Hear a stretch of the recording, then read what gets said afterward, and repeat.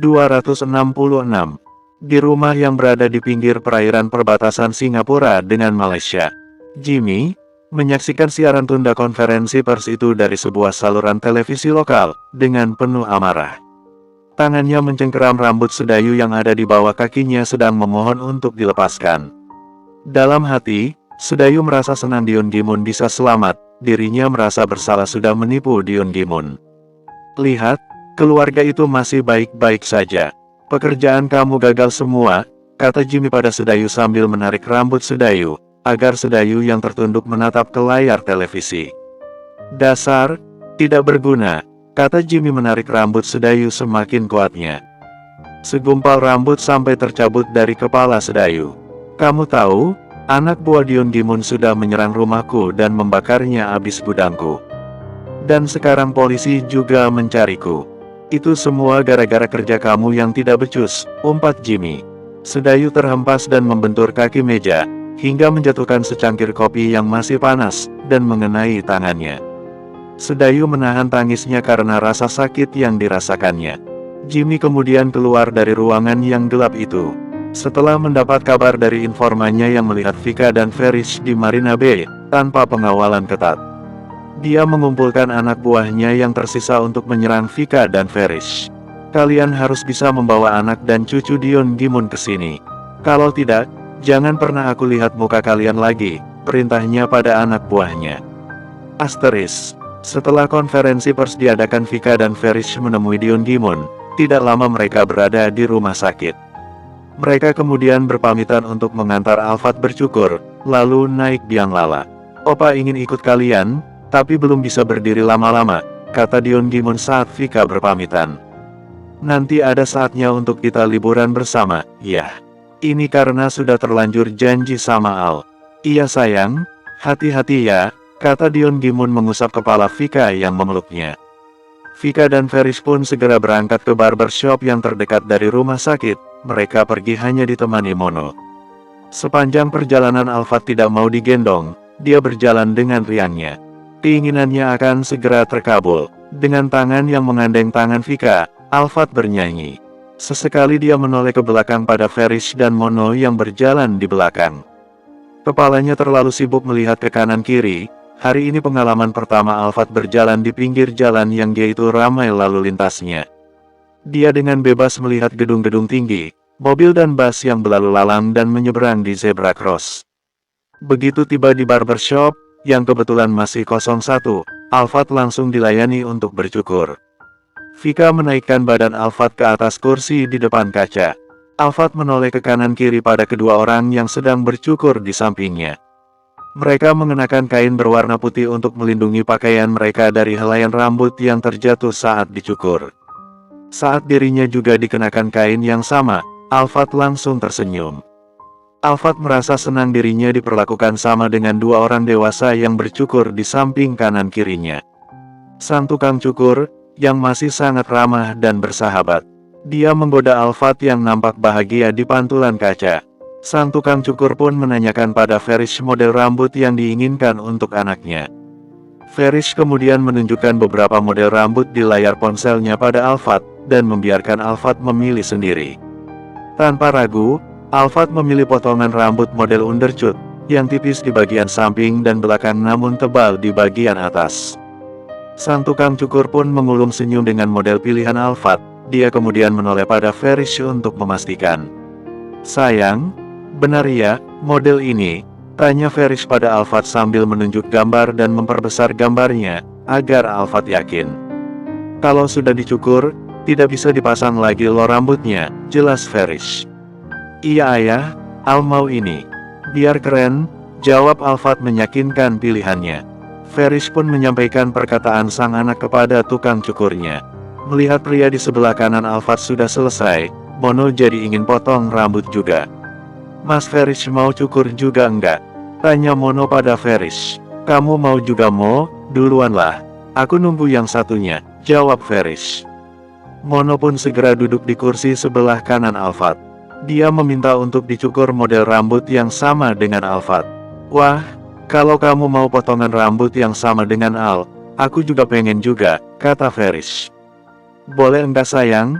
Aku ganti model seperti ini, tanya Ferish pada Vika yang sedang membaca majalah. Ditunjukkannya gambar potongan rambut undercut. Nggak beda jauh sama gaya yang sekarang mas, jawab Vika. Iya, boleh kan? Vika mengangguk dengan tersenyum. Sudah 1 jam lebih mereka habiskan waktu di barbershop. Vika sudah menghabiskan 1 botol minuman sari buah 100 ml. Embun, seru Alfat begitu dirinya selesai bercukur. Dia terlihat penuh percaya diri. Wah, tambah cakep anak bunda. Ini gelnya untuk anak-anak aman, kan om? Tanya Vika pada sang tukang cukur. Aman, Bu. Di sini sedia untuk dijual enggak, biar kami enggak perlu keliling cari lagi. Sang tukang cukur mengangguk dan mengambilkan beberapa contoh gel yang mereka jual. Alfat nampak berbinar matanya melihat bundanya akan membelikan dirinya gel sendiri, jadi dia tidak perlu mengganggu ayah dan opanya lagi. Al mau? Tanya Vika pura-pura. Alfat mengangguk dengan senyuman manisnya. Vika kemudian meminta 2 kotak gel sekaligus. Betapa senangnya Alfat menerima kantong yang berisi gel rambut. Terima kasih, Embun, ucap Alfat kemudian naik ke kursi di sebelah Vika dan mengecup pipi Vika. Iya sayang, biar Al semangat belajar, dan menjadi kebanggaan semua yang sayang Al, jawab Vika membawa Alfat dalam dekapannya. Setelah Ferish dan Mono selesai bercukur juga, mereka kemudian menuju stasiun kereta bawah tanah, untuk ke Marina Bay, menaiki biang lala. Mereka menggunakan MRT agar menjadi pengalaman tersendiri bagi Alfat, menaiki transportasi umum. Mereka sampai di kawasan biang lala terbesar dan tertinggi di Singapura, saat menjelang sore. Mereka harus mengantre cukup panjang untuk mendapat giliran naik. Ayah, masih lama ya, kita naiknya, tanya Alfat yang sudah tidak sabar lagi. Kita harus mengantre dulu sayang, itu Om Mono masih berbaris masuk. Nanti kalau Om Mono boleh masuk, kita juga masuk. Lihat itu sayang, semua mengantre dengan berbaris, seperti Al kalau di sekolah kan. Saat pagi mau masuk ke dalam kelas, Al dan teman-teman kan berbaris dulu, lalu bersalaman dengan Bu Guru, dan Al harus menunggu teman Al yang ada di depan Al, kan? Iya, masuknya satu-satunya. Iya, itu namanya mengantre sayang, siapa yang datang lebih dulu, dia akan mendapat kesempatan lebih dulu, jelas Ferish lagi. Terdengar suara Mono yang memanggil Ferish, dia melambaikan tangan menyuruh agar Ferish dan Vika segera mendekat. Mono sudah berada di antrean paling depan. Ayok ayah gendong, giliran kita hampir sampai sayang, kata Ferish mengangkat Alfat untuk digendongnya. Di bahu Ferish sudah ada tas perlengkapan Ferish. Mereka pun segera mendekati Mono, dan tak menunggu lama, mereka berempat termasuk Mono memasuki area biang lala, dan menunggu sebentar menunggu ada yang turun. Satu keranjang bisa diisi 4-6 orang, mereka bisa menempati satu keranjang. Teriakan kegembiraan, diteriakan Alfat dan Mono, sambil memandang pemandangan kota yang dihiasi senja berwarna oranye. Ferish dan Vika saling merangkul dengan senyum kebahagiaan menghiasi wajah mereka berdua. Ini adalah momen pertama bagi mereka berempat, berada di ketinggian dan menikmati secara langsung matahari tenggelam. Kamera yang ada di tangan Ferish merekam setiap momen yang mereka lewati. Mereka menikmati liburan singkat mereka, tanpa sadar di bawah mereka bahaya sedang mengepung mereka. Menunggu mereka di pintu keluar. Orang-orang suruhan Jimmy sudah menunggu mereka. 267. 30 menit Vika, Ferish, Alfat dan Mono menaiki biang lala, terasa sangat sebentar bagi mereka yang sangat menikmati pemandangan. Saat mereka mulai turun, Alfat masih kurang puas. Naik lagi ayah, kata Alfat merengek. Besok lagi ya sayang, sudah malam, jawab Ferish lembut sambil mengendong Alfat keluar dari pagar biang lala. Langit memang sudah gelap. Iya sayang, kapan-kapan kita kesini lagi ya, sama opa. Kasihan opa tadi, kan mau ikut juga, tapi belum boleh sama dokter, tambah Vika memperkuat jawaban Ferish. Meski masih dengan raut wajah kecewa, Alfat mengangguk dan mengalungkan tangannya pada leher ayahnya. Mo, kok ada yang aneh kayaknya, kata Ferish melihat beberapa orang dengan pakaian serba hitam mendekati mereka. Sayang, gendong Al dulu, kata Ferish berhenti berjalan dan menyerahkan Alfat pada Vika yang berjalan di sampingnya. Iya mas, ada yang tidak beres. Kita cuma berdua ini, tidak ada yang mengikuti kita. Dan mereka banyak begitu. Ferish menggenggam tangan Vika dengan erat, dan menyuruh Vika bersembunyi di belakangnya, saat beberapa orang yang mereka curigai mendekat. Mono pun sudah bersiap-siap di samping Ferish. Lumayan juga nih mas jumlah mereka, kata Mono, sudah mengepalkan kedua tangannya bersikap menahan dan menangkis. Sayang, tetap di belakangku ya, dan jangan turunkan Alt, kata Ferish pelan tapi tak terbantahkan. Matanya mengawasi gerak langkah orang-orang yang mengikuti mereka. Kita tetap jalan Mo, sampai ada tempat aman untuk Alt, kata Ferish. Mereka masih berada di tanah lapang di bawah biang lala, yang kebetulan tidak banyak orang lalu lalang, dibanding di tempat pembelian tiket, yang sangat ramai. Saat mereka hampir melewati pagar besar yang mengelilingi biang lala, dua orang sudah menghadang pintu keluar. Beberapa orang yang di belakang rombongan Vika yang baru turun dari biang lala menjadi takut juga. Bisa minggir sebentar, kalian menghalangi jalan kami, kata Ferish dengan sopan. Kalian tidak akan keluar dari sini dengan selamat, tanpa melewati kami. Serahkan anak kecil itu, aku akan membiarkan kalian pergi, kata seorang pria salah satu dari anak buah Jimmy. Ini anakku, kalian tidak bisa membawanya, jawab Ferish. Sudahlah jangan banyak mulut kalian, ayo cepat eksekusi, sebelum mereka memanggil bantuan, seru seorang pria dengan sebuah pisau di tangannya. Dia mendekati rombongan Vika, dan diikuti beberapa temannya. Mereka mengelilingi Vika dan Ferish, serta Mono. Embun, panggil Alphard pada Vika dengan suara takut, dia sembunyikan wajahnya di ceruk leher bundanya. Ada ayah dan Om Mono sayang, pegangan erat pada bunda ya, kalau takut Al tutup mata. Vika mencoba menenangkan anaknya, meski dirinya sendiri juga merasa takut dan khawatir. Alphard yang menjadi incaran mereka. Vika merogoh tasnya untuk mencari ponselnya. Dengan meraba, Vika mengaktifkan ponselnya. Sambil tetap waspada pada sekelilingnya, Vika mengeluarkan ponselnya dan menelepon nomor yang terdaftar dalam panggilan cepatnya. Belum sempat berbicara, beberapa orang sudah menyerang Ferish, dan membuat Vika berteriak. Kalian jangan jauh-jauh dari aku ya, kata Ferish. Mono sudah menghadapi beberapa orang yang mengeroyoknya. Melihat Ferish didatangi lebih banyak orang, perlahan dia mendekati Ferish. Mereka berkelahi dengan kekuatan yang tidak seimbang. Ferish dan Mono bergantian menghadapi mereka yang kurang lebih ada 11 orang. Tendangan dan pukulan Ferish dan Mono berikan pada orang-orang yang berusaha mendekati Vika. Vika yang berdiri di antara punggung Ferish dan Mono merasa begitu takut. Alphard sudah berteriak ketakutan, dan menangis. Ada dua orang pria asing yang mencoba membantu Ferish dan Mono. Dan sekarang mereka berempat mengelilingi Vika yang berusaha menenangkan Alphard. Wajah Ferish dan Mono sudah beberapa kali terkena pukulan, tangan Mono pun sudah tergores pisau lipat. Dua orang asing yang membantu mereka sudah tidak berdaya. Melihat para penjahat itu bersenjata, tidak ada yang berani menolong mereka. Petugas keamanan pun dibuat keok oleh mereka sebelum mendekat. Ayah! Teriak Alphard saat seseorang mendekati dirinya dan sang bunda. Vika terpisah dari Ferish dan Mono, seseorang menggiringnya menjauh dari Ferish, dan mencoba merebut Alphard dari dekapannya. Dengan sekuat tenaga Vika mempertahankan Alphard, meski sebuah tamparan sudah hinggap di pipinya. Terjadi tarik-menarik badan Alphard yang menangis kencang dalam dekapannya dengan penjahat itu. Ferish segera berlari dan langsung menendang pria yang menarik Alphard, hingga membuat Vika dan Alphard ikut terjatuh karena tertarik oleh pria jahat itu. Kalian enggak apa? Tanya Ferish khawatir, dan membantu Vika bangun. Seseorang mendekati mereka lagi, dengan sebuah pisau. Vika bersandar di pagar dengan nafas terengah, sambil membelai kepala Alphard. Melihat suaminya berkelahi, dan sudah terluka, dan dirinya tidak bisa melakukan apa-apa, membuatnya meneteskan air mata. Awas mas! Seru Vika berlari mendekati Ferish dan menghalangi seseorang yang akan menusukkan pisau pada suaminya dari belakang.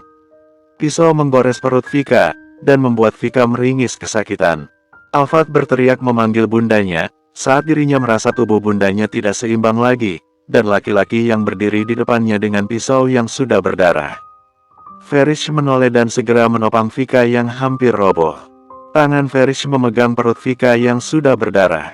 Mono pun langsung mendekati Ferish dan Vika, berjaga di depan mereka dari serangan. Para penjahat itu, tersisa 6 orang, mereka tertawa melihat Vika roboh. Terdengar suara tembakan dan membuat seseorang roboh di depan Mono. Bantuan dari orang-orang Dion Gimun baru datang.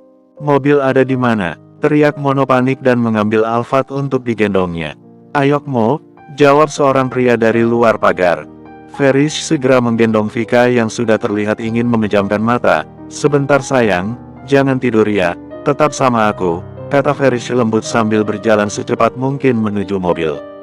Alphard menangis melihat begitu banyak darah di badan bundanya, begitupun dirinya yang terkena darah Vika. Pintu mobil belakang langsung dibuka oleh teman Mono, Ferish pun segera membawa Vika masuk ke dalam mobil. Mono menggendong Alphard masuk di bagian depan. Mereka segera pergi ke rumah sakit. Sisa orang-orang yang menyerang mereka tadi dihadapi oleh anak buah Chia. Ayah, embun enggak apa, kan, Al enggak mau embun bobo, seru Alphard menengok ke belakang melihat bundanya yang dipangku ayahnya. Enggak apa sayang, bunda akan selamat, jawab Ferish berusaha tegar. Meski dalam hatinya juga sangat takut melihat istrinya yang sudah terlihat pucat. Darah tidak hentinya mengalir di pinggang Vika. Meski Ferish sudah menekan luka dan menahannya dengan outer Vika yang tadi dia lepaskan dari badan Vika. Kita berdoa untuk Bunda Alia, jangan menangis, kata Mono mendekap Alphard. Dirinya akan merasa sangat bersalah, jika terjadi hal buruk pada Vika. Lebih cepat lagi bawa mobilnya Fer, kata Mono pada Ferry yang membawa mobil. Begitu banyak lampu merah yang mereka lewati, jadi mereka sering berhenti. Tidak mungkin untuk menerobos lampu merah di negara orang. Asteris. Dion Gimun mengumpat kata-kata kasar, Dr. Lukas sampai dipanggil untuk menenangkannya. Dion Gimun ingin pergi menyelamatkan anak dan cucunya, begitu Vika menelepon tanpa suara dan hanya mendengar suara orang berkelahi dan tangisan Alphard, bercampur dengan bisingnya suara musik di sekitar biang lala. Dion Gimun tambah panik dan marah saat mendapat berita Vika tertusuk. Dion Gimun segera turun dari tempat tidur ingin menemui Vika yang sudah ada di ruang gawat darurat di lantai bawah. Namun apa daya, saraf tulangnya belum mampu menopang badannya lama. Dion Gimun sudah ambruk di samping tempat tidur saat baru menurunkan kakinya. Dion, jangan paksakan badan kamu, bisa bahaya, seru Dr. Lukas yang datang lagi. Aku kesini untuk mengajakmu cek saraf lagi. Vika sudah dalam penanganan ahlinya. Aku sudah menemuinya di bawah tadi. Sekarang kamu ikut aku, kalau kamu mau cepat sembuh. Dr. Lukas meminta pengawal Dion Gimun, untuk membantunya menaikkan tubuh Dion Gimun ke kursi roda. 268. Luke, bawa aku pada anakku dulu, baru aku ikuti kamu. Please. Dion Gimun memohon pada Dr. Lukas yang berjalan di samping kursi rodanya. Vika masih dalam penanganan dokter, Dion. Luka tusuknya cukup dalam, dan karena pisaunya yang langsung dicabut paksa, membuat luka di pembuluh darah besarnya semakin dalam. Vika kehilangan banyak darah. Kamu juga belum bisa menemuinya, kata Dr. Lukas. Aku bosan seperti ini Luke, anakku dalam bahaya, diambang kematian. Dan aku tidak bisa berbuat apa-apa, teriak Dion Gimun tanpa henti. Hingga Dion Gimun ditegur petugas keamanan karena berisik. Kamu menurutlah sama aku, maka kamu akan lekas sembuh, jawab Dr. Lukas. Mereka menuju ruang terapi saraf. Asteris. Sementara Vika ditangani dokter di ruang bedah. Ferish harus menahan kesedihannya, dia mengendong Alphard ke dalam toilet rumah sakit dan mengganti pakaian Alphard yang ada dalam tasnya. Sementara Mono terluka cukup parah, dia juga sedang dirawat oleh perawat. Ayah juga berdarah, kata Alphard menatap wajah ayahnya yang penuh luka pukulan. Sudut bibir Ferish bahkan berdarah, dahinya juga tergores pisau, meski tidak dalam, tapi mengeluarkan darah, dan terlihat sudah mengering. Ferish masih berusaha untuk tersenyum di depan Alphard, agar Alphard tidak cemas pada dirinya. Ayah, kan laki-laki sayang, luka kecil ini enggak apa, nanti dikasih plester juga sembuh. Al ada yang luka enggak? Alphard menggeleng. Namun Ferish tidak langsung percaya, dia membuka seluruh pakaian Alphard, kemudian memijit-mijit pelan badan Alphard. Ferish ingat tadi anak dan istrinya sempat terjatuh tertarik tangan penjahat yang akan mengambil Alphard. Kalau sakit bilang ya sayang, biar diobati, jangan ditahan, Al masih kecil, tidak boleh nahan rasa sakit, kata Ferish saat selesai memijit badan Alphard dan Alphard tidak merasa sakit. Iya, Ferish kemudian mengelap badan Alphard di atas wastafel. Dengan cekatan Ferish mengganti pakaian Alphard. Alphard hanya diam sambil menatap Ferish yang penuh luka. Baju ayahnya pun sudah kotor oleh tanah dan darah bundanya. Suara ketukan di pintu toilet dan kemudian pintu terbuka. Siska langsung mendekati Ferish dan Alphard. Oma, kapan sampai Ma? Kalian bagaimana? Tidak apa, kan sayang? Tanya Siska memeluk Alphard. Oma, embun sakit, berdarah. Ayah juga, kata Alphard menunjuk wajah ayahnya yang penuh luka. Krish, kamu ganti baju dulu deh, biar Al sama Mama. Kamu bisa obati luka kamu juga, kata Siska dengan lembut. Harold kemudian ikut masuk dalam toilet. Dia berjalan dengan senyum dan memeluk Ferish. Sabar ya Rish, kamu sudah berusaha melindungi anak dan istrimu, tapi Afika sendiri kan yang berlari menahan pisau itu. Ferish merasa gagal, jawab Ferish putus asa. Enggak Rish, jangan bicara begitu. Sudah kamu ganti baju dulu, kata Siska lagi. Iya, gantilah dulu, Alphard biar sama kami. Mereka kemudian keluar dari toilet dan kembali ke ruang tunggu. Ferish masih sempat membuatkan Alphard susu, sebelum dia pergi ke apartemen. Al sama Oma dan Opa Harold dulu ya, ayah ganti baju, pamit Ferish sambil memberikan botol susu pada Alphard. Iya, kata Alphard cepat. Ayah, hati-hati, seru Alphard begitu Ferish sudah berjalan. Ferish menoleh dan tersenyum mengangguk.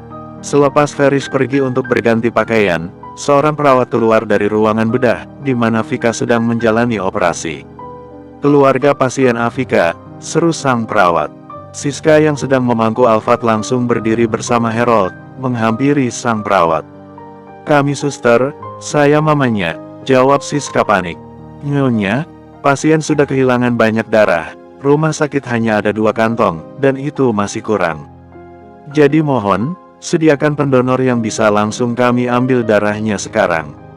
Iya suster, kami siapkan, jawab Harold tegas. Sang perawat kemudian pergi ke bank darah, meninggalkan Siska dan Harold.